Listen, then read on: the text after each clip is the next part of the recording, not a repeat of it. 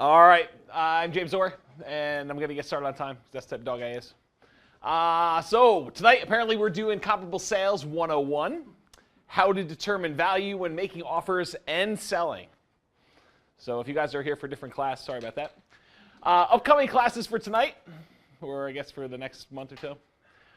Brian, you are teaching next Wednesday, I think, using self-directed IRAs and SORAs and self-directed 401ks, SORA 401ks for REI. What is that about? That's what it's about. Self-directed IRAs, self-directed 401ks, how to invest in real estate, strategies for using them, what the differences are between them, why you should use them, how you can invest a whole lot more into your 401k self-directed than you can in a typical 401k or IRA. And that night will also be the update from the group's workings. So the market stats sort of things? Market stats and all that stuff from the non-James presentation. Is it like demographic information? Not really. Not a ton, but there's some in there. And I do have this slide deck, so I have good stuff. Okay, good. So Brian's going to reteach the group presentation from the other night on that night. And then if you need the regular market stats I did, I think the recording is now up on the website. If It anyone. won't be the full thing, and it'll have my take on it, and it'll compare it to previous years of the group's forecast. So we'll have more kind of year over year in-depth data. Okay. So it's not just that presentation. Okay, that's kind of cool. So you can come to that if you missed the group one or you want to see. Yeah, 2 classes in one. It's a 2 per night, which tends to happen all the time with Brian. He does like a full 2 hour worth of content, and then he adds another like hour long because he doesn't think 2 hours is going to be long enough. Once a year. This is not true. You'll tell me, hey, listen, I want to teach this class. You have. You have. Recently, you've been much better. You've been much, yeah, not all of 2017, maybe the second half. But yeah, anyway. Help it if a lot of people show up and intros take longer. Okay, fair enough. So after that, do not come to class on February 14th. Last year, I taught a class on February 14th. I spent Valentine's Day with a bunch of you folks, and it was really, really good. However, I barely saved my marriage that year. So this year, I've learned my lesson. We are going to remain married, I think. So basically, do not come to class on February 14th. There's not going to be class at all. Didn't you teach on your anniversary too? And my birthday and all sorts of other stuff. Your birthday's about you. Okay, well, my anniversary then and her birthday. We both taught on our birthdays. Did we? Yeah, because our birthdays are on like literally 6 weeks exactly apart. I taught a Tuesday night class on my birthday. Oh, but the 'Cause- one year I taught on my birthday, and then you taught on your birthday. Because we usually do the I taught networking on one. Your birthday. You exactly. probably did, something like that. And then again, I don't have any responsibilities because I got the good luck in the schedule this year. It helps when you make the schedule as to whether you get lucky. But Brian is doing Real Estate Investing Partnerships, part 1 of 2. And that's going to be on Wednesday, February 21st. What is part 1 of 2? So randomly, no one will know. Either part 1 will be the workshop, or part 2 will be the workshop. You'll have to show up to find out. And the other part will be teaching how to actually form partnerships and what to think about when you're doing partnerships. And that'll probably be part 1. But you Yeah. never know. Yeah. So do people want to come to the class or do you want to come to the workshop more? Raise your hand if you want to come to the class more than the workshop. How many people want to come to the workshop more than the class? So now, everyone that has their hands up, the question with your hand up is now, how many people want to be successful in real estate investing? The people with their hands up, congratulations. So I will tell you the partnership workshop is really interesting. It's like it's a game where we get together and we put people into 3 groups and you try to figure out if you want to form partnerships and you get to practice with other people negotiating to try to get a deal done. So you learn a ton. Without losing money. I mean, it's like a risk-free way to figure out a partnership and negotiate yourself into a corner now rather than negotiate yourself into a corner when you have a real deal and you're trying to figure out how to do it. And I will tell you, there is someone in class that has been to that workshop that was very thankful they were at that workshop that now is in a partnership that they created. Me? No. Someone else that we won't know. Okay. But they basically were able to form a partnership because they came to that class, they did the self-negotiation, and they knew what each side felt like. Yep. So if you don't understand how to form a partnership and you've never done it, don't miss the workshop. I can't stress it enough. Yeah. You will learn more in the workshop by doing than you will ever learn by sitting and listening. I think that's true. I think having the class helps set the groundwork and understanding what the different pieces are, but then actually doing the negotiations is like super, super And helpful. you don't have to be a part one to come to part two. Like, you know. So it's part 2 the workshop. Probably. Yeah, we usually teach the class and then we do the workshop, unless We Brian's joke mixing it up. Every year, like, you know, we're just gonna tell us the presentation and then we're gonna do the workshop. Yeah. So, We should probably do more than one of those workshops a year because they're pretty helpful. All right, so the part 1 of 2 is going to be on Wednesday, February 21st, and then I have a special class on Wednesday, February 28th, which is how to do Nomad without moving into properties. So we've been talking for a long time about doing Nomad, buying properties, moving in, living there for a year, converting it to a rental, and repeating the process till you have as many rentals as you want. This class is the first time I'm ever teaching this class. It's going to be all the ways to do basically that same model, but without physically having to move into the properties and staying out of jail, because if you say you're going to move in, then you don't move in, it's loan fraud, and we do not recommend you do that. So these are going to be legal strategies, not illegal strategies that are loan fraud. And that's going to be February 28th. Then Brian's going to teach partnerships part 2 of 2. Hello. And that's probably going to be the workshop part of it, and that's going to be on March 7th. Any questions on upcoming schedule, things like that? Sorry, got my drink here. Any other questions? Sweet. So introductions, who are you, and then how do you determine property values? And then please don't take photos of slides or record audio, video, event create presentations. And recordings are now available. Almost all of them are open to everybody on jamesor.com. We're slowly unlocking a whole bunch of content, so you'll have access to back videos. There's like 100 and something videos and stuff like that. I'll get to reference those in a second. So who are you, and how do you determine property values? Guess what? You get to go first. I do. Oh, goody. Hi, I'm Donna, and let's see. I live here in Fort Collins. I just bought a property in James not too long ago. Woo! How do I determine property values? Well, comps, I suppose. I depend on my realtor for advice. Awesome. That's all I got. Thank you. Welcome. Steve, who are you, and how do you determine property values? I'm Steve. Melissa. I'll I better pass on that one. Okay, fair enough. It's one of the more complicated. Hey, for those that have never been here before, I would strongly encourage you not to say Zillow. I don't want you to feel really bad later when I tell you some stuff. Zillow's amazing. Yeah. So I figured I would just tell you that. So yeah, Alex, if you want to continue, who are you and how do you determine property values? I'm Alex, and I mess around on Zillow, but I guess if I was serious about it, I'd probably inquire with a realtor, my realtor. Okay. if I was serious. The Awesome. person that actually gets James riled up enough to get angry about Zillow tonight, I got $20. Oh, all right. No, you said it won't work. Oh, you can get them there. Yeah. You just keep interrupting me. But what about Zillow, James? Can't you just use Zillow instead of doing all this stuff? Yes, you can totally do that. In fact, slide 1's like Zillow. Anyway, thank you. $20. I'd actually go ahead and, if you want me to yell at you for $20, feel free. It might be worth it actually for you to collect the $20. Hi. I'm Mary, and I'm going to be relying on James, and also that's why I'm here is to learn. Very cool. Awesome. Thank you. My name is Mike. I just bought a property down in Westminster, and I'm using Zillow. So the house is sold to get an idea of properties and how I can use that to improve the property that I bought. Okay. Very cool. Awesome. Thanks. Welcome. Hello. Hi, my name's Bill, and mostly comfortable sales, but that can be a little bit tricky because sometimes there aren't any that are recent that are comfortable. That's absolutely true. Awesome. Thank you. Welcome. Hello. Elijah, these comps that just like county assessor taxes. Awesome. Thank you. Welcome. Hello. Hi everyone, Cameron. Yeah, I would just use comparable properties in the area to get a good feel for it. Okay. Very cool. Thanks. Welcome. Hello. Hi, I'm Anna, and I would use Zillow. Now look for properties that's so similar size and neighborhood. Okay. Very cool. Are you trying to get the $20? Are you? She's so nice. I know. Never ever to be able to I know. It's like really hard. You'd probably like leave if you started yelling at her. Like crazy. Yeah. Stop. Yeah. Awesome. Thank you. Welcome. Hello. Hello, I'm Julie, and Northern Colorado Properties sometimes for comps. Northern Colorado. Is that like a website like NOCO? Yeah.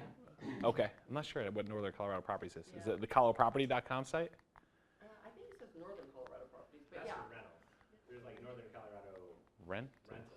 It's the rental. Yeah, not the rental one, so I guess I go to the one that you said. but- ColoProperty.com. Yeah. Okay, awesome. Thank you. I'm Brandon, and I'm here to learn how to determine it. Awesome. Very cool. Welcome. Hello. Hello, I'm Allison, and I guess I would listen to my realtor and look at other properties that have sold in the area recently. Okay, very cool. Thanks. Welcome. Hello. Hi, I'm Rob. I just spent time on colourproperty.com, just looking at same neighborhoods, same, bed, bath, square feet, everything. Okay, cool. Awesome. Welcome. Thank you. Hello. Hi, I'm Tammy, and I use the MLS for MLS. Nice. Cheater. And then if I wasn't doing that, I use Zillow. Actually, I'm going to yell at Tammy. Tammy's going to get $20, and I'm going to go home with half of it. And then you're gonna buy me dinner with this one. And then I'll buy you dinner with the $20. That would be really good. She uses the MLS. Okay. Yeah. I'm James. I use Tammy to do my comps. So, tell me what this is worth. Hello. Hi, I'm Ryan. I use the MLS. So. Very cool. Awesome. Thank you. I'm Randy, and I would rely on an agent at that time that I was working with. Okay. Very cool. Thanks. Hello. I know. You just give yourself $20. I'm Brian Williams, and I typically just use a bunch of different websites to pull up what's sold recently and look at similar in the same quarter mile. Hopefully, I can find enough. If not, a half mile. If I really have to go out to a mile, that's pretty sketchy. But square footage, bedrooms, baths. If I can find pictures of the inside to determine value, that's pretty much what I do. And then I'll ask you or Tammy if I really want a second. Hey, what do you think this is worth? All right. Fair enough. I know Tammy has other things to do though, so when I ask you, I'm asking her. I know she's just gonna use Zillow anyway. She's going to tell you, hey, it's worth this amount. Go check Zillow. I'm pretty sure it's right. Awesome. Thank you. Curtis. I'm Curtis. I guess I would also check out the county assessor's website. Okay. See if there's a history of sales. All right. Very cool. Thank you. Welcome. Hello. So, from there, I would do the same thing Brian mentioned. I'll just talk to it. Awesome. Thank you. Did you come to the last time I taught this? Awesome. Cool. Thank you. Chris. So if it's not James or Tammy or another real estate agent that I work with also, then I'll use James' tools sometimes on the website or the county assessor's website. Are James's tools okay?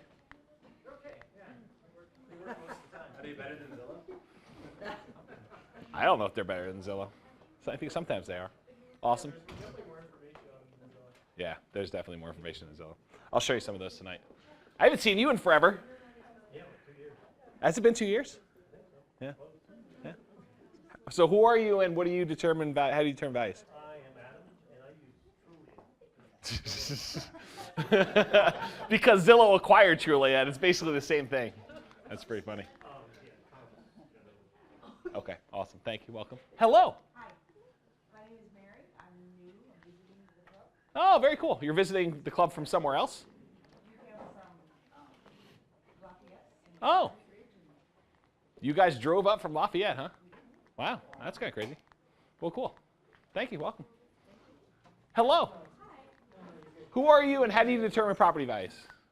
Nicole, and based off of the comps, they're kind of quick Redfin. Redfin? Okay, awesome. Thanks. Hello. I'm Kurt, and I did basically do the same thing, Redfin and MLS. Okay, very cool. Awesome. Thanks. Hello. Hi, I'm Irene. Is there another question? Yep. How do you determine property values? Right now I don't. Okay. Fair enough. Awesome. Welcome. Did I miss anyone else? I think we got a couple people checking in still, but that's probably pretty good. All right, so I got good news for you. Finally, I don't know what I was thinking. In a moment of weakness, I decided to take all of the classes that we've recorded for the last 2 years plus or so, and now they are up and available to everybody as podcasts. So there's 50 of them already up for people, and Holly is adding more each workday. We have about 70 more to add, and so there'll be over 100 by the time we get them all up there. If you guys would, please go to podcast.ncraig.com or search for it on iTunes and subscribe to it. That way you'll get access to the recordings. If you happen to miss a live class, the recording should be up there.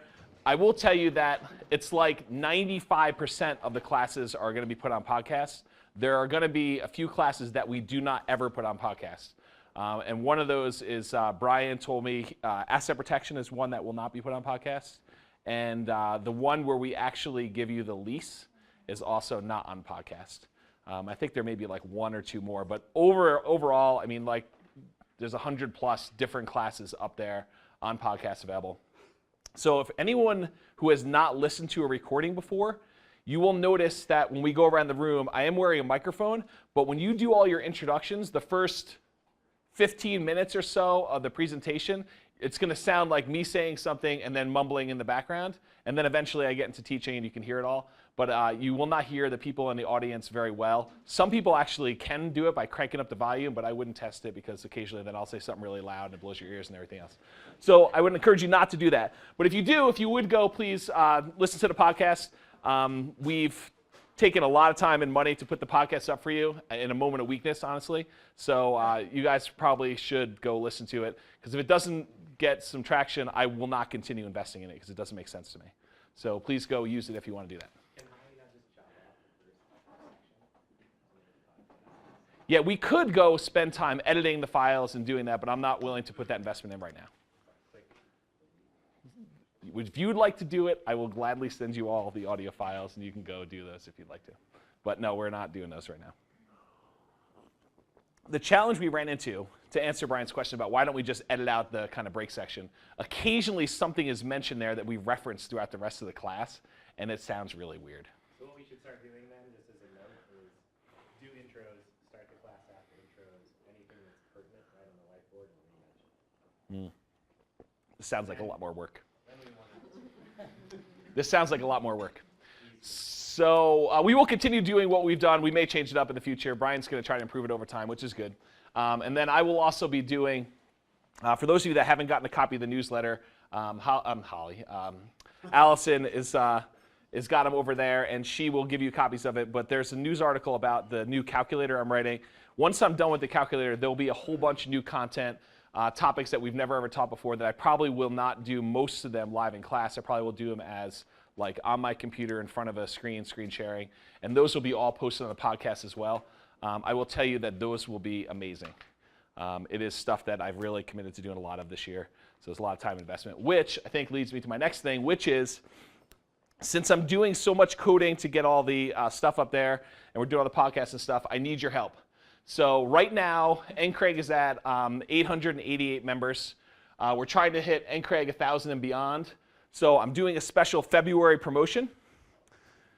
And I'll tell you the prize. So first of all, Brian says to me, hey, listen, the prize should be, you can go to dinner with James and me, and you can ask any question you want, no holds barred, is what Brian actually said to me. And I was like, you really want to do that? You want people asking you all sorts of really weird personal questions about, I don't know, mating habits and stuff like that. I'm like, if you want to do it. Oh, there was implication that you were going to answer them in the thing there. So we changed it. It doesn't ask me anything regarding real estate investing.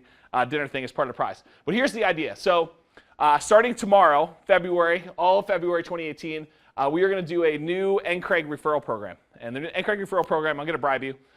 Basically, refer real estate investors to NCRAG. They need to write your name, who referred them, on the how'd you find out about NCRAG thing, put your name on there. And as soon as they do that, as soon as they come to class sometime in February, they will get a copy of this book, which is the How to Acquire a Multi-Million-Dollar Real Estate Portfolio with Just $3,000. And you, for referring them, for the first one you refer, will get a copy. So for anyone who has not received a copy of this book, this was my Christmas gift to you, not this last Christmas, 2017, but Christmas 2016. So if you came to Christmas 2016 party, you already got a copy, but the people that are being referred have not. The cover is different. And they will also get a copy of the free book, which everyone gets as soon as they fill out the form. So anyone who's new, who has not filled out this form, right here, let us know, and Allison will give you a copy of it. And you get a copy of this book, which is different than this one. So you'll get this one if you do the referral, and then that's pretty much how that's going to work. So you get a copy of that, and this is only for February. Plus, person with the most referrals in February wins an amazing prize. You either get a $100 gift card or to be able to ask Brian any question you want. And you go to dinner with us after and Craig on the Wednesday, probably in early March. How many people would rather have a $100 gift card? How many Raise your people hands. would rather have- Raise your hands really high so we can count. $100 gift card too. How many people want to have dinner with Brian? And James. And James. That's crazy. That is okay. Let's do it this way. How many would rather have $200? 300? We found your price. Yeah, so for those of you that are raising your hand for the gift card, like, you're not thinking about it right. Like, if you come to these classes and you get something out of them and it's free, and you think people are off paying $10,000 to $40,000 Put these away. for that, and I'm sure there's people in the room who have done that, you can get more than what you need from a dinner with James and Brian to suffice. So this is it's monetary versus just talking to people. Like, All right. Well, there you go. That solved that question because we were wondering which one was going to be more popular. But you get to choose either $100 gift card or dinner with Jay and Brian, and you do get rewarded for referring, even if you don't win the prize. But this is a single prize to the person with the most referrals in February, and either Allison or Holly will sum those up and tell us who won. Basically, the first meeting in March. We'll figure that out. Any questions about the referral program? And really, we're trying to help grow and Craig, and this is your way of contributing while I program stuff for you anyway. So that's my thought. Any questions? Awesome. So Comparable Sales 101, how to determine value when making offers and selling. And this is the art and science of comparable sales. Because if it was all science, Zillow would be right every time. They have a lot of money to throw at the problem of solving this mathematically, programmatically, and it is not possible to do well, as I'll show you here in a minute. So this is part art. You know, you go there and you pull up all your comps and you kind of do all that data analysis. And part of it is which comps you pick that are good, looking at the photos and determining things. It's part art and estimating things. So it's really not a science-based thing combined, like total. There's really a little bit of art in there as well. All right, so can't we just use Zillow? Slide 1. Might as well deal with it head on. So here's a quote straight from Zillow's website. In the US as a whole, Zestimates, which is what Zillow's value is, Zestimates are currently within 10% of the final sale price 74.4% of the time. Okay? So what that means, for those that aren't kind of like thinking about this mathematically, this is what it means. 1 time out of 4, a property that sells for $300,000 will have a Zestimate of either less than $270 or more than $330. Okay? So 54% of the time, they're within 5% of the sales price. So about half the time, they're within $30,000, $15,000 below and $15,000 above on a $300,000 house. So if you're trying to do fix and flips, how many people are doing fix and flips in here? A couple people. So if you're trying to do a fix and flip, is being within $30,000 of the sale price acceptable to you? So you should never use Zillow. Okay, the Zillow estimate is all over the place. And they even admit it. I mean, this is their number kind of showing you that they're not super accurate. What are you laughing at? lawsuit coming from Zillow. Why? When you post that on the podcast, there's a lawsuit coming. There's no lawsuit from Zillow. I'm quoting their stuff. I don't think they said you should never use Zillow. Well, you can use Zillow all you want. Just don't trust their estimate. Okay. Any questions about Zillow? I love how I asked the question, then I just continue going. So, why comparable sales to determine value? So what is a property worth? If you're buying the property, are you paying a good price? In this case, is it not too much? And if you've got a market where you're doing a lot of multiple people bidding on properties, is paying above asking price too much in our marketplace? No, because in this case, you need it in a lot of cases just to get the offer accepted. So sometimes it's actually not, it's okay to bid above asking price in some cases. If you're selling a property, are you selling it for a good price? Not too little. So we're trying to figure out what a property's worth. And then how do you know? We look at recent properties, what a lot of people said in here, to see what a property sold for, to see if properties you're considering is priced appropriately. Compare apples to apples, not apples to oranges. So we're not trying to compare one property that is not like the other property at all. We're trying to do things that are completely identical if possible. If you had identical properties in every way, you might expect them to sell for identical prices. How many people are familiar with Levittown, Long Island? Anyone from New York in here? Okay. I think you were at the last class I taught this at, weren't you? And you were telling me about another city in like New Jersey or something like that, right? Yeah, Pennsylvania. So Levittown, Long Island. So besides Adam, who else knows about Levittown? I've heard about it. Okay, so Levittown is basically a neighborhood where all the properties are essentially the same. It was one of the first mass production neighborhoods in the United States. And so if you're trying to do comparable sales and you've got all these same properties that were built very close together, same type of land, same type of layout, same type of square footage, same type of exterior, same type of interior, and you're trying to determine what the value of a property next door is, it's super easy when you have 5 other properties that are identical that sold, right? Now, try to do that with Mountain Avenue in Fort Collins, where all the properties are like in varying levels of remodeling and fix up and different sizes and different effective ages. It's much harder to comp things on Mountain Avenue in Fort Collins. Does that make sense? Okay. So that's the premise of trying to find similar properties. So different properties may not be comparable and therefore may sell for different prices. What makes properties comparable? Let's kind of look. So, same or very similar area or location. Can you compare a property in Greeley to a property on Mountain in Fort Collins? No. Have to be similar area or location. The same or very similar beds or baths. Can you compare a 4-bedroom property to a 2-bedroom property? Sometimes we do, but it's very uncommon. We have to make a lot of kind of like adjustments for that. But most of the time we want to compare 4-bedroom properties to 4-bedroom properties. Similar year built.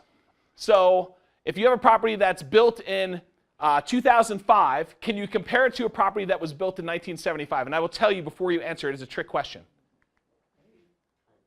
Maybe. Here's the trick part about year built. There's effective age of property, and then there's year built.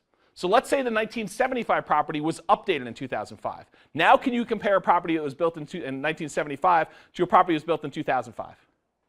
Can you do that? Yeah, because they were effectively the same age now.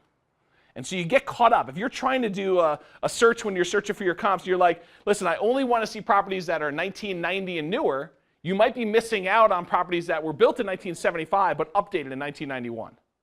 Does that make sense? So you got to be super careful about that. Similar square footage. So in our MLS, there's 3 types of square footage. There is above grade, finished square footage, which is my favorite. There's total square footage, and then there's total finished square footage. So with those 3 different types of square feet, you can compare properties based on those. So a property that has, a walkout basement, can you compare that to a property that all of the square footage is above grade? Can you? You're probably going to need to adjust because walkout basement square footage is not the same as above grade finished square footage. Appraisers use different valuations for that square footage. Okay? And I know someone at some point is going to say to me, so what is the value of, below grade walkout basement square footage? What is the dollar amount per square foot of that, right? Someone's going to ask me that? Right? You're going to ask me that? It really depends. There is no exact number. And so the real way to do it is you have to go look at properties that have that and see what the difference in the price that those sold for and try to estimate what that price per square foot has been giving a benefit to. And so then you got to go look because it is not universal. And certain neighborhoods might have different values for that value, different square footage, like whether it's above grade and above grade or below grade and stuff like that. Okay, so make adjustments for unfinished basements. Make adjustments for slight differences in square footage by using price per square foot. And you may want to adjust for land first. So if you're trying to compare a property and one of them's on a 1 acre lot and the other ones are all on a 1/4 acre lot to 1/3 of an acre, you might need to make an adjustment for the land before you do the square footage calculations, the price per square foot.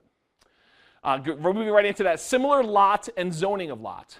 So if you've got a property that is on a 1/4 acre lot, can you compare that to a property that is on a 0.4 acre lot?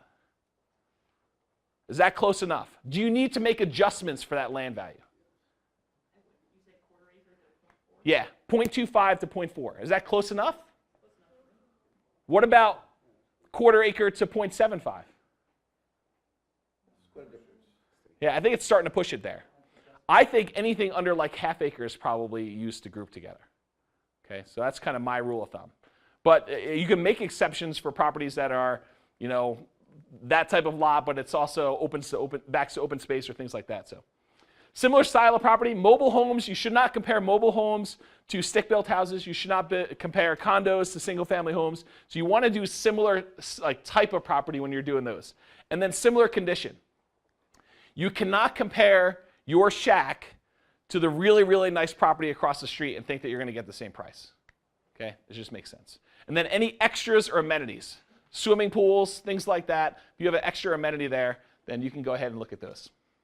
All right, so the most important factors, in my opinion, for doing comps is location of property, date of sale, so you don't want to compare something that sold last year to something that you're trying to comp out right now, and then size of property, the square footage. Those, in my opinion, are the three most important factors. And so tonight, I bet you didn't realize this, but you just came to a poetry reading, and I'm going to read you a poem. So, The Blind Man and the Elephant. It was 6 men of Indostan, to learning much inclined, who went to see the elephant, though all of them were blind, that each by observation might satisfy his mind. The first approached the elephant, and happening to fall against his broad and sturdy side, at once began to bawl. God bless me, but the elephant is very like a wall. The second, feeling of the tusk, cried, Ho, what have we here? So very round and smooth and sharp. To me 'tis mighty clear. This wonder of an elephant is very like a spear. The third approached the animal, and happening to take the squirming trunk within his hands, thus boldly up and spake. I see, quoth he, the elephant is very like a snake. The fourth reached out an eager hand and felt about the knee. What most this wondrous beast is like is mighty plain, quoth he. 'Tis clear enough the elephant is very like a tree. The fifth, who chanced to touch the ear, said, even the blindest man can tell what this resembles most, deny the fact who can. This marvel of an elephant is very like a fan. The sixth no sooner had begun about the beast to grope, than seizing on the swinging tail that fell within its scope. I see, quoth he, the elephant is very like a rope. And so these men of Indostan disputed loud and long, each in his own opinion, exceeding stiff and strong, though each was partly in the right and all were in the wrong. Why did I take like 2 minutes out of a really kind of long class to go and read you a poem? Compare it right. Compare it right. Well, when you're comparing properties, to compare everything instead of just one aspect of it. Yeah, I think that's a good way of looking at it, is that there's lots of different ways to compare properties. We could go and look at above grade finished square footage of properties and kind of compare those and figure out what a price might be from there. Then we can go and say, let's also look at total square footage and kind of compare that. Or let's go look at just finished square footage and see what we can kind of do. But looking at it from all these different angles gives us a much better picture of what's going on. Okay? Doing it just from one angle is not going to give you an accurate representation of what the value of the property is. All right, so how do you find comparable sales? Sold comps, properties that have sold already, someone who has actually purchased the property in a kind of third, what do they call that? Arm's length transaction, and versus properties that are actively listed for sale. Which one do we want to use? Solds. We call solds reality. It is what a property is actually sold for, what a buyer has paid to a seller. What do we call the properties that are listed for sale? We call it fantasy land, okay? Because someone has the right to go put any property they want on the market for any price. You can go list a $400,000 property and say, I'm going to go list this thing for $600,000. And in that case, it's a fantasy. I mean, is it possible they could get it? Sure. Is it likely? Probably not, okay? In the ideal world, you want sold as close to the current date as possible. You don't want to go look at a property, oh, this property sold 6 years ago for this amount, so my property should sell for this now. You want to go look at stuff that sold very recently. Would you say within the half year? I'm going to show you in detail what that is. We're going to go into some detail. But we want to look at both. We want to see both what properties have sold for and compare the property that we're looking, the subject property, what the property we're looking at compares to the properties that sold, but we also want to see what the competition is, because we may be able to price a little bit higher if there are not a lot of other properties available, supply and demand. Okay? And we might also want to price the property lower if there's a flood of properties on the market that are all similarly priced. If we want our property to be the first one to sell and there's 10 other properties all priced around that same price, we may want to come in a little bit lower in order to have our sell if there's no other advantage for our selling. Does that make sense to everybody? Okay. Yes? How much lower do you normally go to begin with? How much?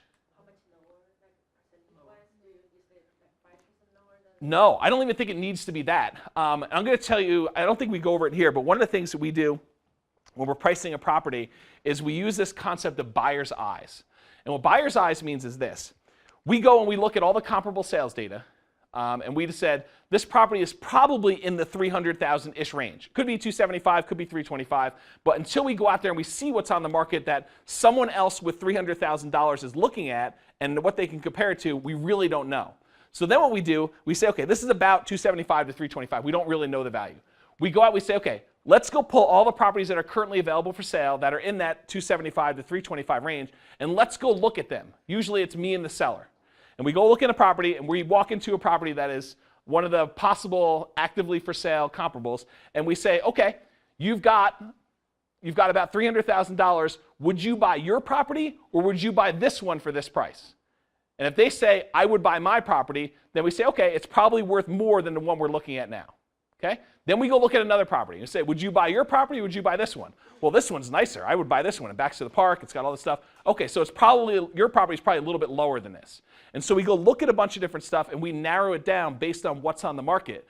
And the other thing that comes into play is you might say, there's 4 properties that are better than mine, but I don't need to sell mine right away. I can wait 3 months, 4 months, 5 months, 6 months. And we're selling properties at a pace of about 1 every 2 weeks or 1 every month. And you could say, I'm willing to wait. Let's price it at in the middle of those or above those or whatever it is. If you say to me, I need to sell this one first, then guess what? We're undercutting those. And I don't think it has to be a significant percentage. It could be a couple $1,000s, but you're at the very, very bottom of it. Does that make sense? Because the market is smart, okay? People are going around and they're looking at 2, 3, 4, sometimes 10 properties, and they can see and compare yours to theirs. And so if you're not doing that, going around with buyer's eyes, I think you're making a huge mistake. Does that help? Okay. Which is why Zillow can't do that, right? They can't automate that process.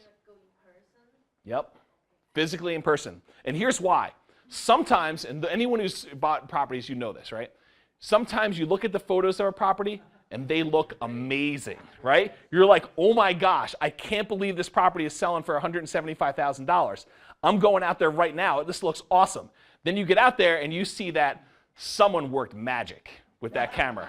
Or it backs to a toxic waste dump or backs to railroad tracks or something. And if you didn't go out there and see it, you'd think, but look, this one is exactly comparable. It's like as good a condition. I'm selling it for the same thing. Unless you go out there, you don't see that. And it works the other way too. For those that aren't aware of this, sometimes you look at the photo and you're like, oh my gosh, did they put Vaseline on the lens of their iPhone and take these pictures like on the side with all the curtains drawn and it's totally black in there? I mean, they look horrible. And you go there and you're like, this is really nice. Someone did a disservice by taking really crappy photos of this place. And it's getting fewer showings and you have a better chance of buying those. So it works in both directions. It's not that you have always amazing photos and you get there and it's crappy. Sometimes the photos are horrible. You get there and it's amazing property. Okay, so you got to go and look at stuff in person. Which is another reason why, especially if you're becoming an expert in a certain market, if you're doing fix and flips, you're focusing on certain niche areas, it really helps to drive and go to the comps all the time. To go to properties, even if you don't have some actively for sale, because once it's under contract, a lot of times you cannot get in anymore. They may stop doing showings once it goes pending.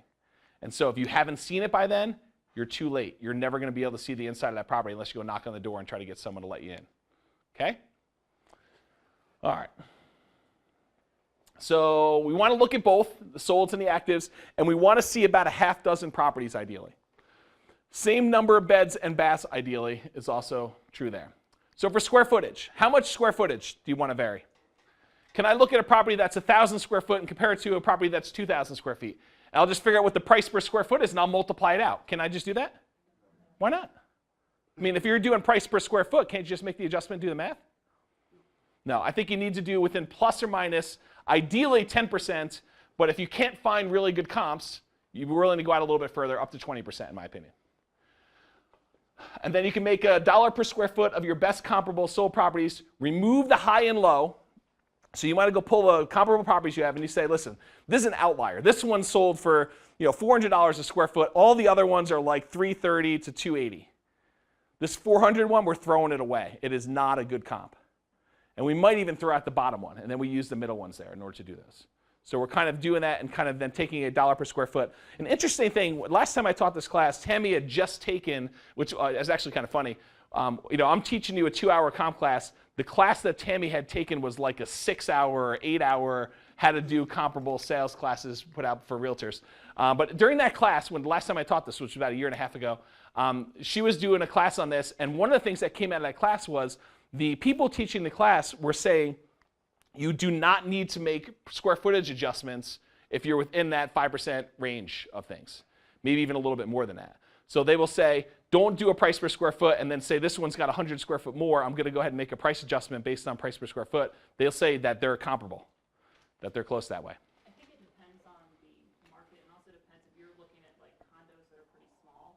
100 square feet difference is much more significant than like a 2,500 square foot house. And so it kind of depends on where you're at. And I've seen appraisers who will make adjustments for very small difference and ones who won't. Agreed. Look at as many appraisals as I can get my hands on. Yep, this is the art and science. So you'll see that different appraisers do things different ways, and some of them make adjustments for things, and some of them do not, which is why sometimes you can get a bad appraisal, right? You could think, I've got great comparables on this. In fact, last time I taught this class, there was somebody in the room who had just refinanced like a whole bunch of properties, and they were saying, the comparables that we got, for the appraisals we got back for some of them I was like, wow, this is really good. I didn't think that property was worth that much. And then other ones, they're like, oh my gosh, this property all day long is worth $30,000 more than this. And that was just the luck of the appraiser going out there and doing it. Yes. Yeah, I'm sure. 70,000 different. I'm sorry, that little loss of one part of it. Yeah. I know about the average square foot and the comparing all that, but the top square footage plus or minus 10 to 20%. Yep. So if you've got a 2,000 square foot home. Yep. Ideally, you want to do between 1,800 and 2,200. Gotcha. Yep, square feet. And then, And 2,100, you use that as like the same price, you wouldn't give it the extra 100 feet much clout? this is the interesting thing, is that there's differing opinions on that. Some appraisers will actually make an adjustment for that 100 square feet. They'll go figure out what the value of the land is, take it out, figure out what the price per square foot of the building is, and then use that to make an adjustment. Other appraisers will not. They will say they're comparable, they're close enough, and they'll just use that number. Not to get too technical, but I think the way an appraiser actually does it, they take out land and then they also attribute a certain percentage of the value of the house to just all the common things in the house, like kitchens and bathrooms. And so it's not just you subtract land and that's your dollar per square foot for doing adjustments. It's kind of a weird formula, and it's not like a published formula, and different appraisers do it differently. Yeah. So, yeah, if you don't, I wouldn't recommend going to Freaky Town trying to like adjust like an appraiser would. If there was a set mathematical formula to do it, Zillow would be accurate. Think about it that way. And for those of you who are like software programmingly inclined, try to solve this problem yourself. You'll run into a whole bunch of issues like I've tried to solve it before. Okay? Some websites will provide you average dollar per square foot to be able to do some really quick estimates and be able to say, okay, it's about 100 square foot more, it's selling for $200 a square foot, so it's about whatever that is, $20,000 more. And you'll be able to do some really quick adjustments like that. That is not super accurate, though. Don't use that to actually price stuff. Use that to do estimates. Any questions on square footage? Is there a website you can go to? Is there a specific one? For doing comps? I'm going to cover a whole bunch of resources for you. Yeah. Yep. So proximity. Where is it located compared to the subject property? As close to the subject property as possible is my ideal. So as close as you can get. If it's right across the street, that's better. If it's in the same neighborhood, that's better. If it's right across the big street, that's probably better than it being across town. So ideally, as close as possible. Same neighborhood or subdivision, nearby comparable neighborhoods or subdivisions. As one example, Brian and I live relatively close to each other, not like right across the street. He lives in one neighborhood. I live in another neighborhood. It's within walking distance, a little bit longer walk, but it's walking distance. I cannot use comparables from his neighborhood. His neighborhood's a lot nicer than mine. I cannot use properties from his to compare to mine, okay? Because his stuff has what, like half-acre lots, 1-acre lots, something ridiculously large like that. Yeah, and so we can't use those two different ones.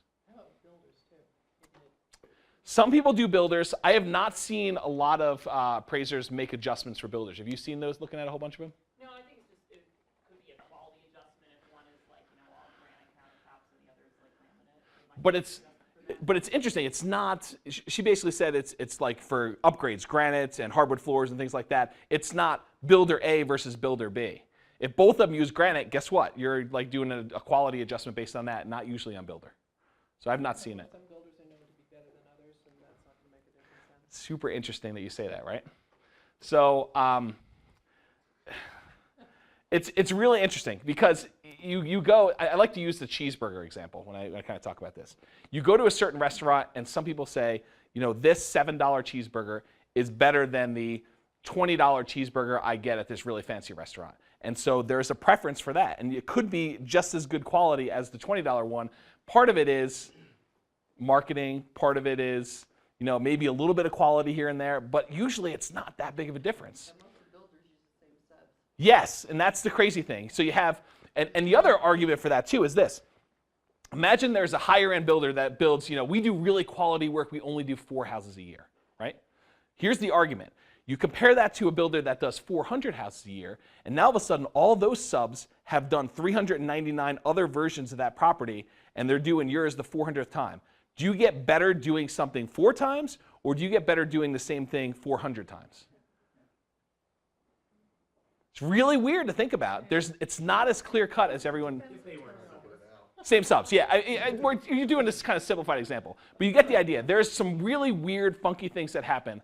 But I agree, there are builders that use the absolute entry-level product, and there are builders that do a couple nice things extra, and they are 1 level above that or 2 levels above that. But it's really, yeah, there's definitely arguments to be made for both sides. But it is good news to know the reputation of your builder. Agreed. I think that's true too. And knowing that they're going to get it done. So as close to subject property as property, same neighborhoods or subdivision. We use the example of Brian's neighborhood versus mine. They're close proximity, but not necessarily similar enough that we should use those as comps. Radius around property. Have someone in the room who told us they wanted to search for properties within a certain radius. You don't realize how big that radius goes until you actually see it on a map drawn out that a 5-mile radius around Fort Collins includes Severance and Windsor. And a whole bunch of other stuff. You're like, oh my gosh, 5 miles from this point includes other cities. That's pretty insane to think about. Be careful if you're going to do same zip code or the same city. Sometimes you think, I can't find really good comps. Let me look in all of 80525. Or I can't find really good comps. Let me look at all of Fort Collins to see that. Be super careful because these may not be similar. On the other hand, you may happen to catch a neighborhood that is really similar. A neighborhood that is maybe 5 years older was built on the west side of town to a neighborhood that's 5 years earlier that is on a different part of town, but they have very similar properties. May have even been the same builder at the time. I think though in general, if you're going that far away, it should be because the property is somewhat unique. Agreed. Like it's a weird rural property or it's a horse property or it just has something Where the Teletubbies live. unusual, something unusual going on. Dome house. Agreed. The dome house. You're like, where's another dome house? Yes. All right, so property type or style. Single family homes versus commercial. Can you compare a commercial building to a single family home and expect to get a decent value for comps? Really obvious, right? Stick built, manufactured home, condo, or townhouse. So there's a neighborhood here in town, Mountain Range Shadows, where right next to stick built houses are manufactured homes. And so even though it's in the exact same neighborhood, you should not use those to comp each other. Okay, you should not go in there and say, my manufactured home should sell for $200,000 or $250,000 because you're comparing it to the other stick-built houses right around you. It's one of the problems with that neighborhood. Okay, ranch or raised ranch, kind of try to do similar styles of houses, bi-level or tri-level, and then the siding, brick or vinyl siding or something else. Try to compare those as quickly as much as possible. Although at some point these become less important when you have other good comps and you're kind of adjusting other things. ranch that has like basements and walkout basement on a hill or something like that? In the house we used to live in? Oh, well, I guess I lived in the Rays Ranch. Who knew? Who knew? So that's it. All right, and then age of property. Recently built properties, a few years on either side. So a property that was built in 2008, I might use 2005 to 2011 or something like that in order to find those. I might expand that if I can't get enough properties that are comparable to do that. A couple decades old property, I might use a decade. So if the house is built in 1990, I might use 1985 to 1995 or 1983 to 1997 or something like that in order to get a decent range. Once I get many decades old, I tend to just go ahead and say this or older. Now remember I told you at the beginning of the class though, the problem with doing it by age is effective date of property, not just age, right? Because the property that was built in 1960 could have been updated in 2010. So that's the tricky part, okay? Any questions on age of property?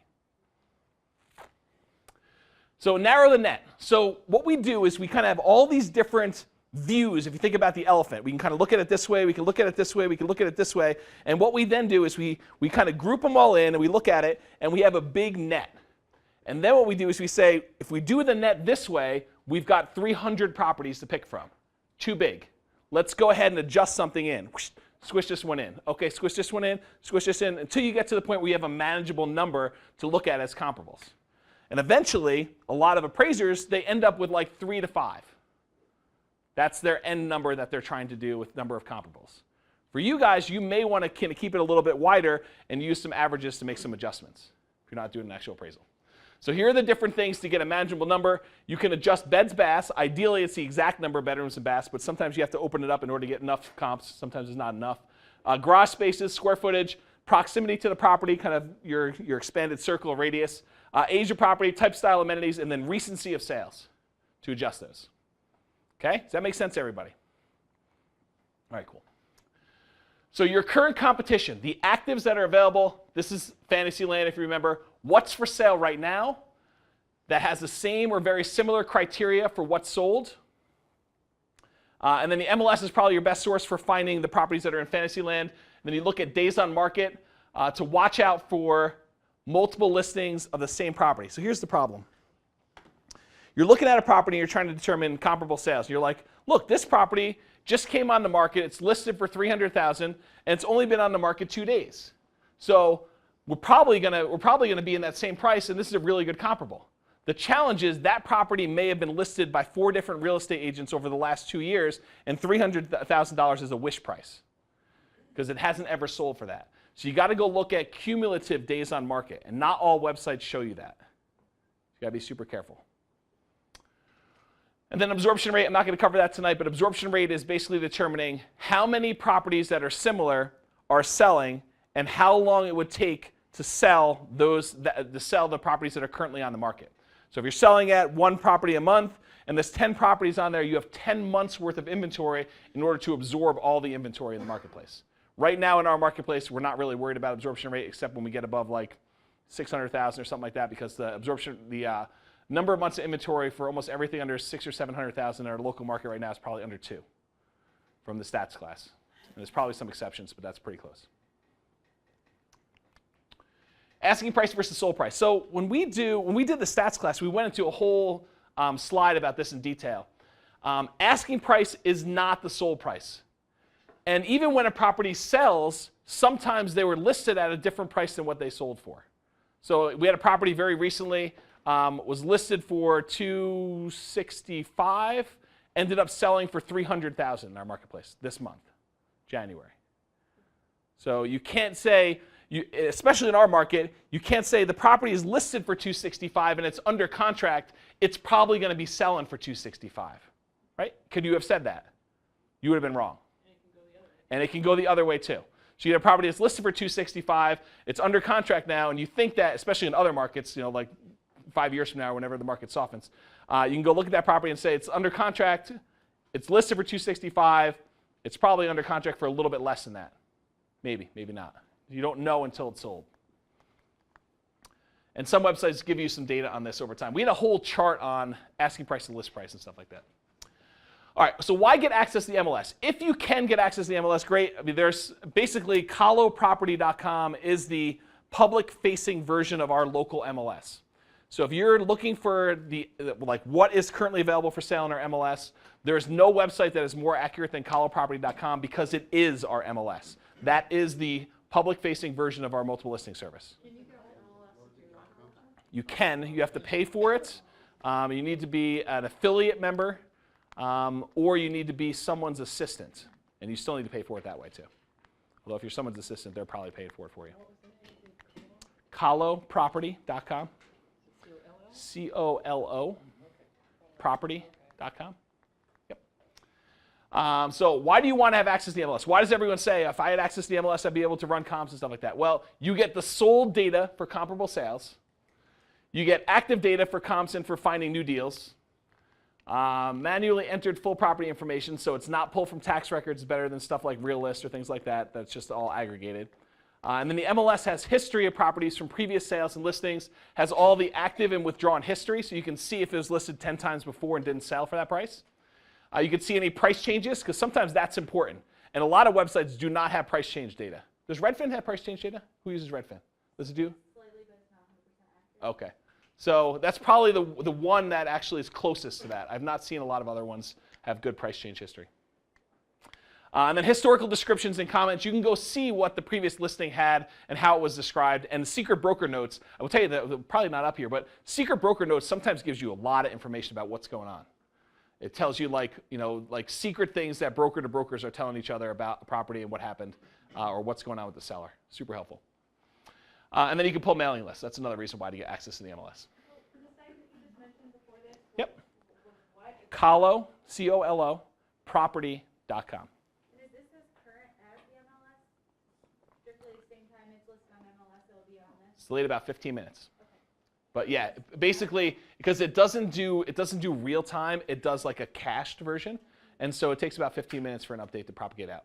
Whereas Zillow and Redfin could be 2 to 3 days or longer. Yeah, I mean, Redfin's actually been remarkably accurate and quick in some cases. I've seen it come out for some stuff, but it's hit or miss. And Kahlo Property is the MLS, so I mean, that is the most accurate thing you can do. If you ever find a property on, Zillow or something like that, and you want to know if it really is for sale or what the real status of, go ahead and put the address or the MLS number into kahloproperty.com, and that is the true status of the property. Are you saying they're the same? MLS is like Kahlo Property? Yes, MLS is Kahlo Property. Kahlo Property is the public version of our local MLS.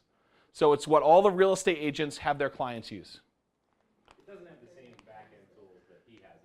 Yeah. Yeah, we have additional advanced tools about being able to search previous stuff, but it lists all of the active and for sale, active and under contract stuff in there. Yep. It is the MLS. So you could technically do comps doing that without going through a realtor? No, because Kahlo Property does not have sold data. Yep. I'll show you some stuff for sold data. We're going to get into a lot of detail on that. Any other questions about MLS? All right, warning, lack of comparable sales. So you're out there, you're about to do a fix and flip, someone calls you on some of your marketing, you get off the phone and you're like, okay, this seems like a deal, they're super motivated, they say they're willing to sell at a certain price, let me go look up comps. You look out for comps, and guess what?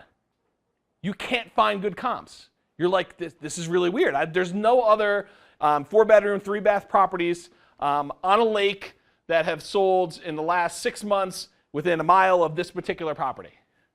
Okay? That's when I tend to get the phone calls from clients. They're like, hey, James, so I've got this property, I'm having a hard time comping it. Can you help me comp it? I can't find comps. What makes you think I'm going to find them? They may not exist, right? There may not have been another 4-bedroom, 3-bath property that on a lake that sold within the last 6 months on this thing. And so you got to go out further. You got to go out wider. You got to do some things to get creative and then make adjustments.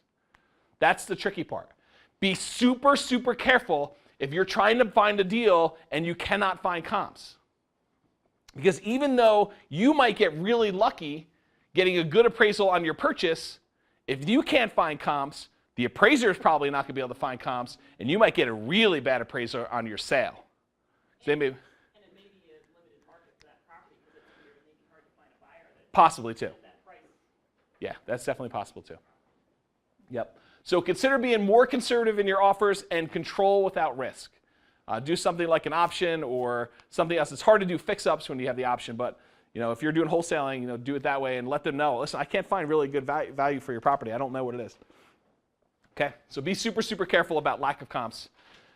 Not being able to find comps doesn't mean you're necessarily doing it wrong, is another way of me saying that. You might be doing everything correct, and there really are not comps. So you really do not know the value of the property. And you definitely should not rely on Zillow in those cases, right?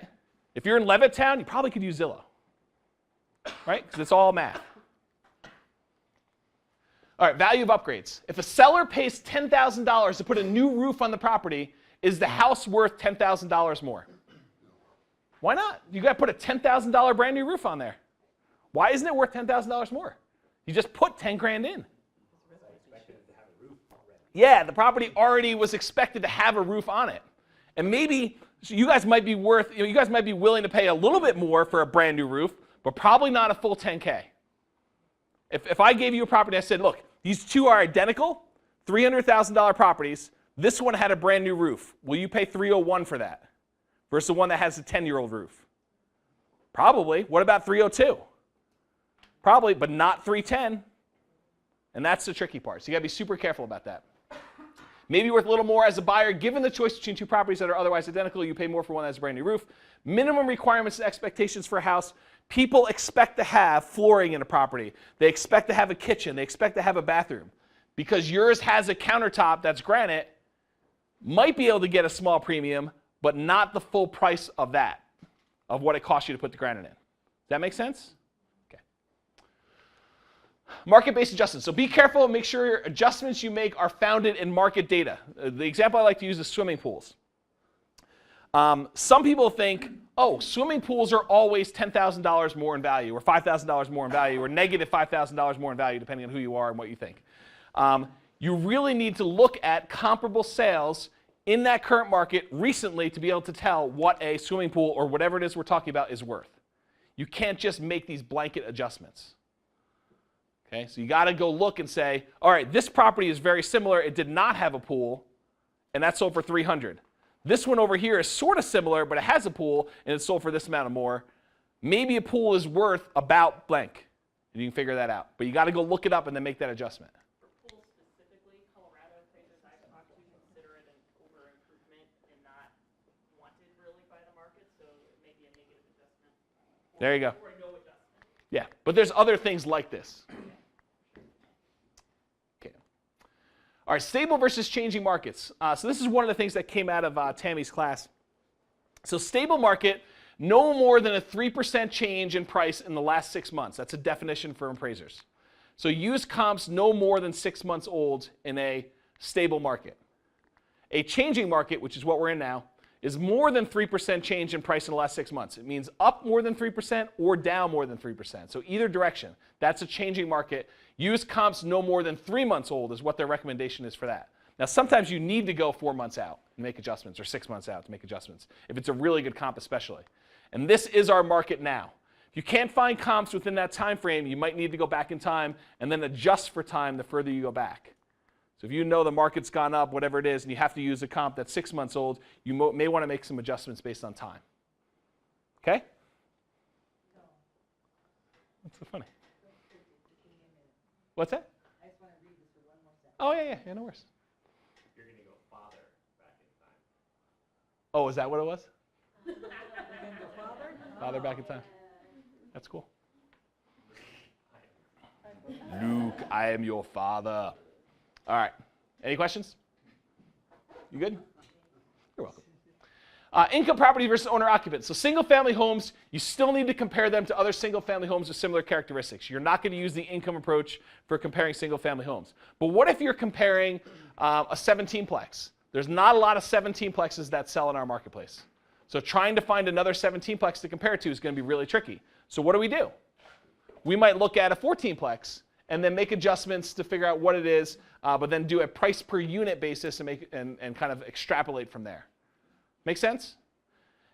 So I would probably, just for those that are wondering, I probably would do single-family homes to single-family homes, duplexes to duplexes, triplexes to triplexes, fourplexes to fourplexes. Once I got to 5 units or more, I'd start probably looking at more of it on a per unit basis. Unless you happen to be in a market that you've got a whole bunch of 5-plexes, then you use the 5-plex to 5-plex, or a whole bunch of 6-plexes. But if you're going and you're not finding a whole bunch of ones to compare to, you might need to do some adjustments on a per unit basis. And we've had clients have problems with actual appraisers, multiple appraisers, finding comps even for stuff like a 6-plex. Or 4-plex. We had 4-plex problems? Yeah, my appraiser like returned it. He's like, I can't find comps, and I was like, here's 8. Like, how can you not find comps? He just didn't know what he was doing, I guess. But. Yeah, so it definitely happens. And then sometimes for these, they will use a income approach as well. They'll go figure out what the expected income on the property is, and then what their expected cap rate is on the property, and then kind of do an adjustment to figure out what the price would be in order to get that cap rate. Any questions on income versus single-family home type stuff? All right, determining value in comparable sales. Where can you get free comps? Free websites. I'm going to show you a list of them here on the right-hand side. You should probably start writing. See lists on the right. They're often good as starting points for what comps they pulled. You still need to drill down and dig in. You cannot just use the automated values. I'm going to show you a whole bunch of automated value stuff tonight, but you still need to dig in and look at, is this property really comparable to the one I'm considering, and what are the adjustments I need to make for all that stuff? Beware, automated valuations can and often are off by as much as 30% in either direction, which is crazy. You cannot use the automated values to make decisions. I'm going to give you an example tonight. So here's some possible real estate websites. Larimer.org. If you want to go to the Larimer County websites, larimer.org. On that website, they list sold properties. They have a really good tool. It's actually a really good website for doing comps. So larimer.org for looking up comparable sales. You can actually go pull up properties around a radius or a neighborhood or something like that. So it's got a bunch of stuff there. It only has sold data. So between that one and the next one I'm going to tell you about, coloproperty.com, that only has active or under contract stuff. But between the two of them, you can get both reality and Fantasyland. The actives and the for sale ones. Active and the sold ones. Okay? So it really is, Colo Property is sort of like having access to the multiple listing service for actives. Okay? Zillow. If you guys still want to use Zillow, again, go look at their own statement about Zestimates and how inaccurate they are, but you're welcome to go do that. You know, the nice thing about Zillow is the map is really nice to use. You can kind of zoom in and see some comparables that they selected based on what it is, and it shows you some historical data about what their estimate was, so you can go look at that. It's good for entertainment. I don't know if you guys are aware of this, but Zillow is actually owned by Comedy Central. The whole website's a joke. So Trulia was bought by Zillow. I can't put this recording up now. Sorry, Zillow. I take that back. You're not owned by Comedy Central. So I think Trulia was bought by Zillow. Realtor.com's got their automated tool as well. Redfin, so people use Redfin. Redfin I hear is pretty good. I mean, I use primarily the MLS, but I've seen it before. RealQuest is a subscription-based service. You pay money. It's put out by the same company that owns First American Title. I think it's First American Data Services who provides it. But they compile all the public record data for sold properties across the country, and then they sell it. They sell it to title companies, and they sell it to real estate investors and real estate agents. And it's like a public record-based sale stuff. So it captures stuff that's not necessarily in the MLS as well. That's an interesting one. And then First American Title Services app. I think at the last class, Brian was telling me that he really likes that First American Title Services app, at least at the time he did. But it allows you to go pull up comparables, allows you to drill in and see ownership and encumbrance report stuff on there. You can actually order those from your title rep. But if you go there and you download the app, it's actually a pretty good tool for doing comps. Anyone else using that service? Are you doing that? Yeah. I was just trying to pull it up. Yeah, it was good. That's what you said in the recording. Yeah, Last the one. password is expired. I need to go in. There you go. Apparently I did not. Yeah. All right, so those are the websites. Everyone got them? All right, cool. Determining value in comparable sales. So I have a whole bunch of additional resources, and I'm going to show you some of them tonight. There's some both automated and some that are kind of manual adjust stuff. I think, I don't know, maybe I'm kind of a little egoic, but I think some of my tools are better than the stuff you can get out there automated. And then, of course, you can get an appraiser to go out there and do value. I like to tell a story sometimes. So there was a time, it's actually a long time ago now, it's probably almost 10 years ago, very different market. And I had a ton of marketing out there, a ton of postcards, and I was getting calls from motivated sellers, and I was inundated with calls. I just couldn't keep up with stuff. And so in order to kind of just deal with all the stuff. People were calling me multiple times because I wasn't calling them back, and it was really, really, really bad. I should never. This is where I learned to kind of put out a little bit of postcards every day instead of dropping like 10,000 on one day and thinking, okay, I got my budget out for the month. So anyway, the thing is, the point of this story was I was getting multiple calls, and so one of the things I did is someone would call me, and they'd be like, hey, listen, I called you 3 times. I was like, hey, listen, I'm super swamped here. We've got a whole bunch of people calling in. And so in order to get them off the phone, don't do this. In order to get them off the phone, I said to them, hey, listen, I will pay you 70% of whatever the property appraises for. And they said, okay, let me call you back. And they called me back and said, we accept.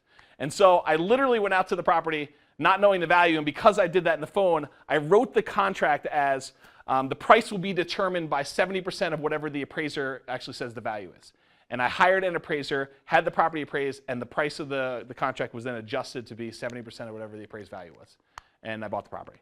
So not that I recommend doing that, but you can occasionally have an appraiser give you a value of a property and buy it that way and do that. Very different market.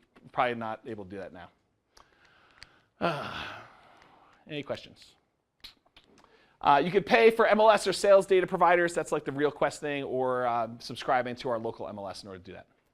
All right, so now what I'm going to do is I'm going to show you a whole bunch of different automated value type tools and websites, all for the same property.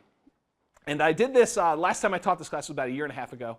And at that time, I did all the values, and all the values were all over the place then. They're still all over the place now. In some cases, the values are higher than what you'd expect, higher than they were there last time. There's one, I think, that was even lower than it was last time, which blows my mind.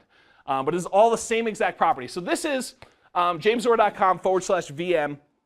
This is publicly available to anybody. And so I'll tell you another story. So clients sometimes call me and ask me what the value of the property is. And I don't want to have Tammy spend, how long does it take you to do comps? We had this discussion. Yeah, like a typical one, a couple hours, something like that? It could be less than an hour if it's really, there are a lot of very similar comps. It could take more than an hour if it's kind of weird. It's expensive. Yeah. And I think you're estimating low, because I think I see you sometimes in your office taking up a whole afternoon looking up comps on one property. I think that's true. Anyway, so when clients call me and they're like, hey, listen, can you determine the value of this property? I don't usually do like look up values of properties. What? It's like how long she sits in the massage chair every day. Is that the same estimate of your time? It's your Yeah, it's estimating abilities are not you do everything on like par. ×3. well, yeah. Who else does a bunch of comps in here? How long does it take you to do comps in a property? Really do. I mean, it's probably an hour. maybe Okay. more. Yeah. There you go. It's in that ballpark. Depends on the property. Yeah. Sometimes you get lucky and it's just there's a lot of very similar things that sold recently. We don't have to put too much thought into it. And often you don't. Sometimes you don't. Yeah. So anyway, the point is, the reason I have all these tools is I don't, when clients call up and they say, listen, would you go do comps these properties? I'd be like, hey, listen, I got all these tools for you to go do them. You don't need me. And so I provide these tools to clients to do this. So this is one of them. You basically go to jamesorr.com/VM. This is the automated valuation model tool for, I believe, First American Data Source. It is the, I think it's First American Data Source. Yeah, So, while you're on First American, so I logged back in, and the thing that I really liked about it, so I pulled up, you can zoom into any property, put a pin on it, and then say run comps. And it will pull the comps that it thinks are close comps to it, which is better than anything probably except for what James is showing on his own tools. But it's awesome because then it'll like do neighborhood, but it goes wider, and you can narrow that focus on their tool, so that it just shows you. And so I pulled up the properties I own, and I looked at the comps around it, and they're reasonable, right? Like same bedrooms or one more bedroom, same square footage size. But I think you needed a code from First American. You needed to be a client, or you need to get them a code, or I don't remember what it was. okay. Yeah, if you need help with that, figure it out. And email me, and I'll ask Ryan over at First American to help you out. But it is a nice tool, especially if you're driving around and looking at properties, and you're like, oh, hey, there's a property that, overgrown, and you're trying to find a flip, and you put the pin down, and you look at comps, and it definitely gives you a head start. So is this the First American or this one right here? That's the First American app that he's talking about. But I think Yeah. you're pulling, this pulls I data think from it's the same data. source, yeah. I think it's the same data. So this is basically a tool. You go to jamesorr.com/VM. You put in the property address and the city, state, or zip code there, and it will pull up a map. It sort of looks like this. Just like Zillow, still not accurate. it shows you the value up here. And so if somebody would, on your piece of paper, let's write down all the different values and see what the range is, because I did not do that for this presentation. So this one says it's worth it's too much work. So 511 is what this one is for the automated value, but it shows you a map, shows you where the comps are on the map, it has all the details of the particular property, shows you the homes that are for sale and then the homes that recently sold, so you can get a feel for the comparable stuff. And also has a calculator for you to be able to make adjustments. So if you're going to buy a property and you're going to add a bedroom, or the bedrooms are wrong in public record or something like that, you can go in there and say, I'm adding a bedroom, or I'm going to add 300 square feet. How will that impact things? And it allows you to do that on this type of tool. It shows you the median sales price for the entire zip code. Shows you recent sales of properties, talked about that. You can also get notices of properties around it selling. So if you want to go in here and you want to be notified of what your properties are worth, you can go ahead and set up an email on here and automatically do it. I don't know where the tool is. It's a link somewhere. But you basically enter in your email address, and it will notify you anytime a property within a certain radius of that property sells, to keep you abreast of what your property is worth. So that's a nice little tool for doing that. Allows you to mark it as a favorite and has all the property details. So that's sort of this tool, okay? Zillow. So what's interesting about Zillow is Zillow thinks this property is worth $465,791. That's what this particular property is worth. Homes like this sold for, and then here's the craziness. Ready? $366 to $497. So if you're going to go do a flip on this property, where is it in that range? And the challenge with it is you can't say, oh, Zillow is always low, so I'm going to always just add 10% to that. That's not how it works. If it was always low, it would just do 10% higher. Sometimes they're high, sometimes they're low, and it's all over the place. And I put really as my comment in there. It is estimating the range to be from 443 to 489 is what it's saying the range for this particular property is. And it's estimating it'll be worth $469,000 in 1 year. So basically, Zillow is estimating this particular property is only going to go up $4,000 in the next year in our market. It's kind of crazy. And then I have note here, by the way, the last time I taught this class in July of 2016, it estimated the property would be worth $475 in 1 year. So it didn't quite hit its estimate the year before. And that's actually more than a year. It's a year and a half ago. Okay. Here's Trulia. They merged with Zillow, so it's very similar, but it has different numbers. So according to Trulia, write this one down, 466, 395. Again, it shows comparables below. I don't think you can see it on this page, but it's showing a picture of the back of this property, by the way, which you can't even access the property from this side. It's like behind a fence and there's a tree. But this is the view it has of the property, oddly enough. So, Realtor.com estimates the value to be $521. And they show like a little graph with the value on there, kind of an interesting thing.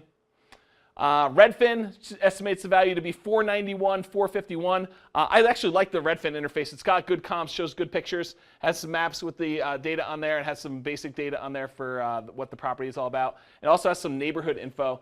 By the way, Redfin claims, right on their website, that they're the most accurate value, more than twice as likely to be within 3% than the other guys. So if you're kind of looking for a shortcut to one, don't use Zillow, use Redfin. I think the comps that show up down below are not just sold, right? They're also listings. These all ones are sold. It says sold and dates. They have two sections. They have the first, which is listing, and then they have the second section, which is sold. Yeah. So there you go. It shows both of them. Yeah, just don't be fooled by the listings. Dreamland. Yeah, it's Fantasyland. Yep.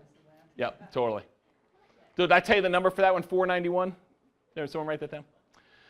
So here's another tool I have. This one allows you to kind of enter in the property, and then it sends you a report with all the stuff. So instead of going to a website and just pulling it up and seeing it, you go to this website, jamesdoer.com/CMA. You enter in the property address. It asks you for your name, your email, your phone, and the square footage of your house.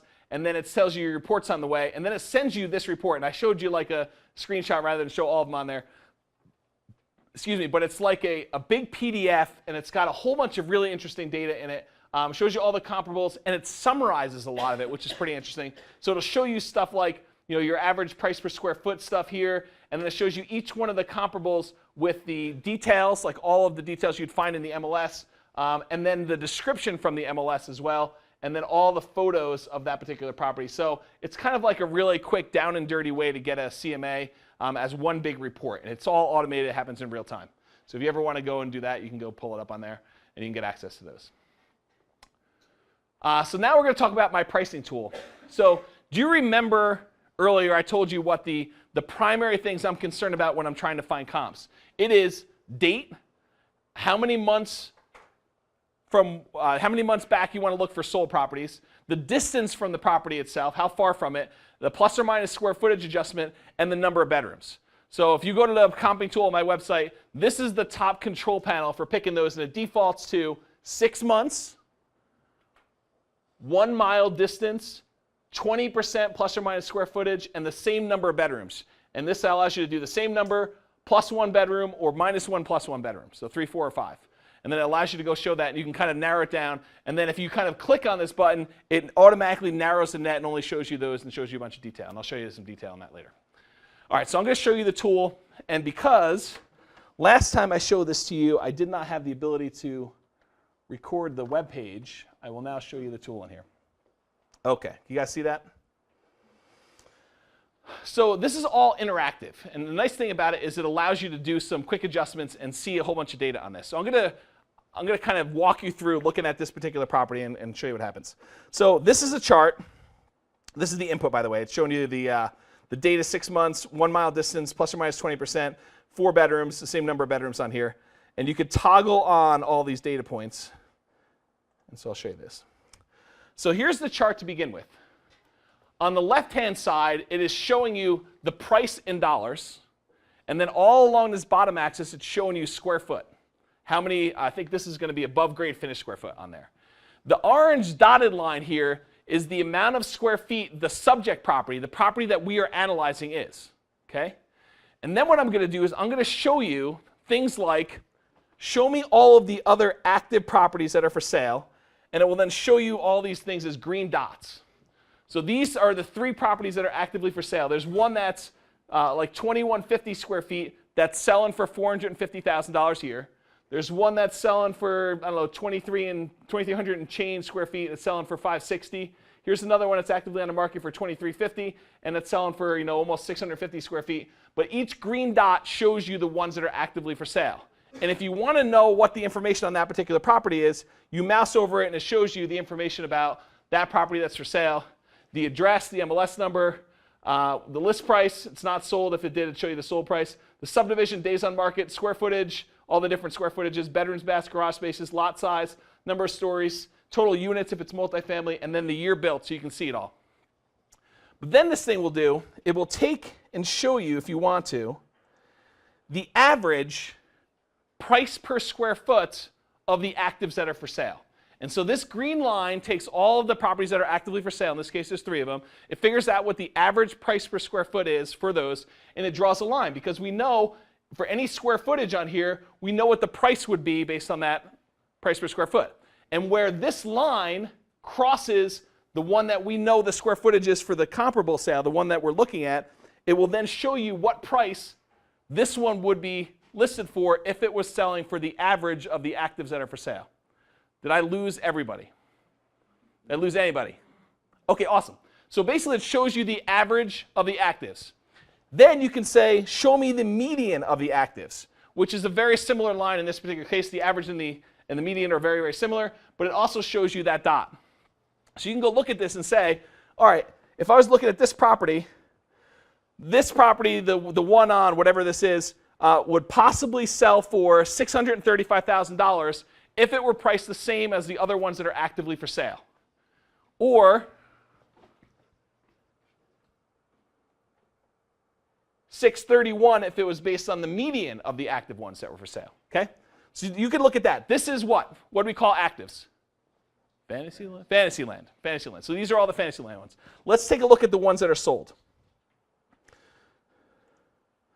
So we could toggle on just the ones that are sold here, and we see a whole bunch of data here. And let me turn on the average of the solds and the medians of the solds so you can see those two. And we've got a whole bunch of sold data down here, some low stuff, low stuff, low stuff. And then we've got this really crazy high one. Visually, just looking at that, does that seem off to you? It seems like it's an outlier, right? It's a property that's way out there. So you may say to yourself, hey, listen, this property, the one on Falcon Ridge, is probably not comparable. It's a $1.05 million property. So what I'm going to do is I'm going to scroll down here, and I'm going to look for the the property sold on Falcon Ridge here, and I'm going to click on the little delete button. And the little delete button then will then exclude that property from our comps. So it says success. We are ignoring Falcon Ridge as a comp. And now when we go look at the thing, you can see it's not there anymore. And so it redoes your line removing that. And it shows you where this line crosses what the subject property we're considering would sell for if it's sold for either the average of the solds or the median of the solds. Median is the middlemost number. So if there are 10 numbers, you sort them from lowest to highest, you pick the middlemost number, that's the median. Average is you take them all, you add them all together, and you divide by however many there are. Okay? So it shows you kind of what the value is for that. And so according to this, according to the median, by the way, this is the same property we did all the other analysis for. So writing down your numbers, if we're looking at the sold for the median, it's 523 or 518. So if you're kind of writing down numbers to compare it, my tool gives this property is worth about 518 to 520 or whatever it is. Okay, so you can kind of see that. Yeah? So I'm sorry, this might be a dumb question, but why do you even have, if it's Fantasyland, why do you even have the active ones on there? Why don't you just go with this whole thing? Because you want to see what your competition is. So if there's no other properties that are even available for sale, we might decide to be a little bit more aggressive. If there's 37 other properties that are available for sale, we might want to price much more aggressively if we want to sell our property quickly. So we want to know what the competition is when we're doing that. We can also see if there are any properties that did not sell, withdrawn or expired. In this case, there aren't any. And we can also see the ones that are currently under contract. So this one is one that's under contract. That's a yellow dot. So green is active, yellow is backup pending or first right, red is withdrawn, blue is sold, and it shows you that. And you could draw lines in there for the average of the medians. So you could do all sorts of stuff and turn all this on if you want to, and mouse over and do all that stuff. Okay, so when you go down here though, the chart shows you visually what's going on. You can make adjustments and do some stuff. But what I like to do is it shows you some really basic information about the properties, the bed, baths, garage spaces, the price, square footage, price per square foot, listing and sold date, and then days on market. And it lists all the different MLS numbers. So if you're doing comps and you're like, hey, I want to pull up these properties, but I really want to see the MLS sheets. I want to see what the old comments were. I want to see what the listing history was. So you say, let me go ahead and send this over to James via Tammy, or Tammy via James. And so I'm going to go ahead and just copy and paste these MLS numbers, and I could just send them in an email and say, Tammy, can you pull MLS sheets and send these to me? And she would then go and do that. Or if you click on the magnifying glass, it will then show you basically a item by item comparison. You know what I want to do? I want to like scroll up on the screen to make it move. It shows you like a side-by-side item comparison, shows you the address of each one, the city, location, MLS number, list price, sold date, days on market, the kind of style of the house, bedrooms, baths, and then it says some other interesting things in here like features. Like which ones had eating kitchens, which one had all sorts of other stuff, and it allows you to see which one you're comparing to which as to why they'd have different values. It's a way of drilling down and comparing side by side all these different properties.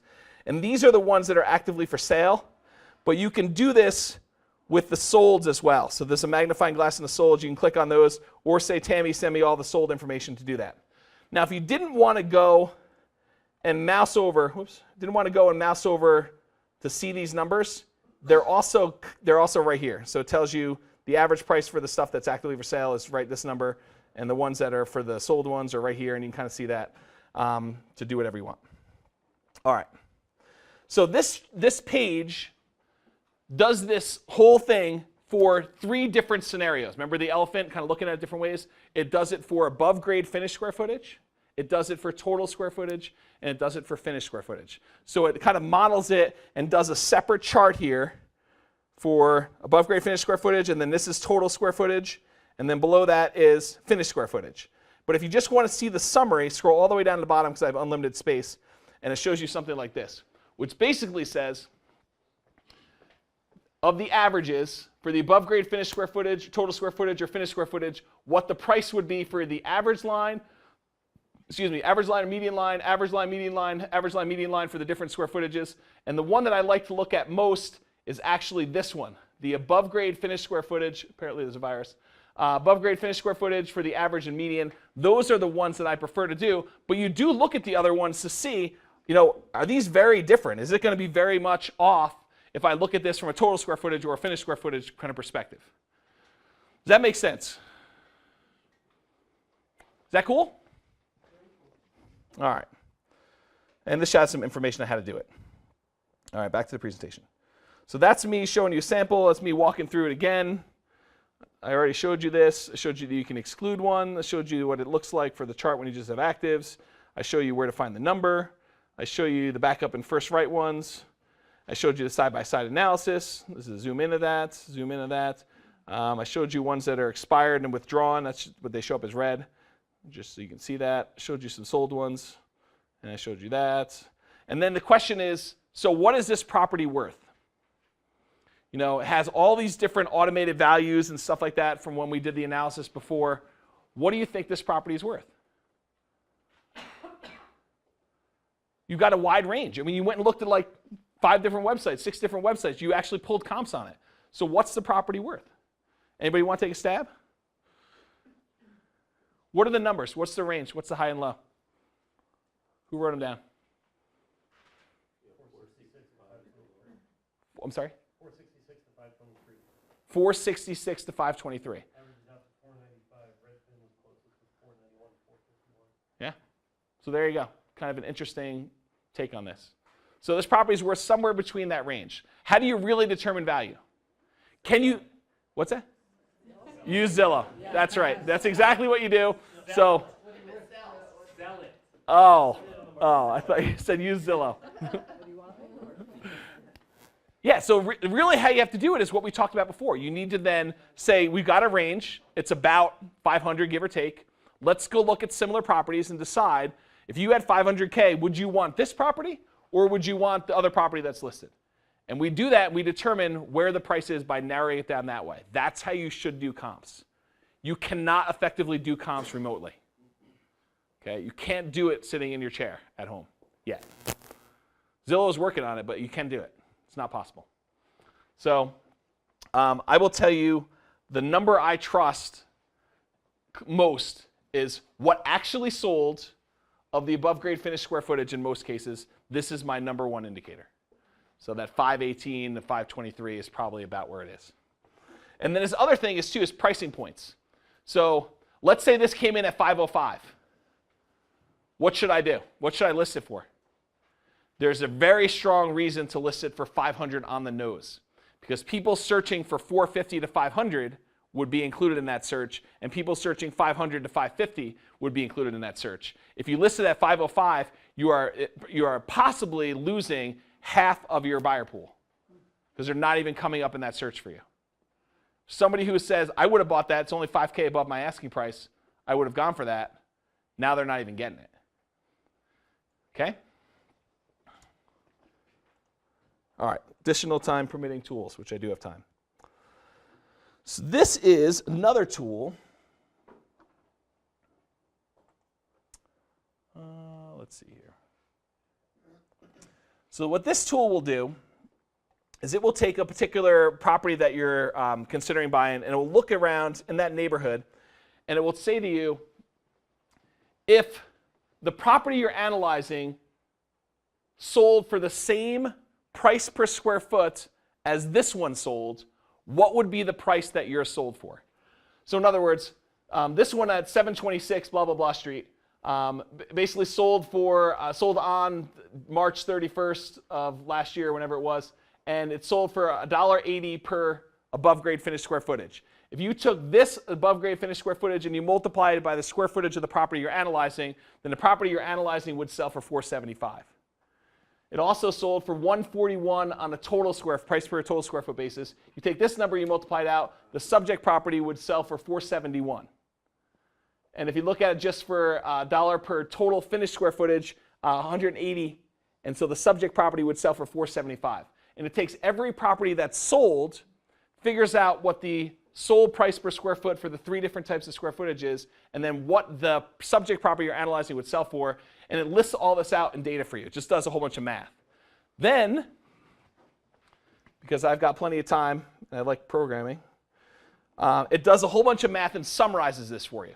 And it says the median of all these above is sold for $223 per square foot. That means that this one should sell for $592, $153 for the whatever that column is, $512, and then $468. And it tells you what the numbers are for that. And then you can make adjustments. You could say, the property we're analyzing is really, really nice. It's above average or above median.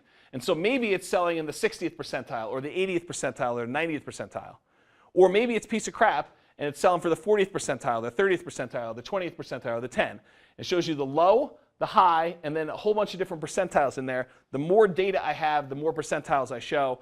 But right now it's just showing you the 90th, the 80th, the 60th, median, 40th, and 20th, and 10th. Okay? So that's a good way to kind of do that. Any questions on that tool? Yeah? Can you eliminate outliers? Yes. On this one, I don't think I coded that, but if a client really needed it, I would go in there and code it. It's Northern Colorado only.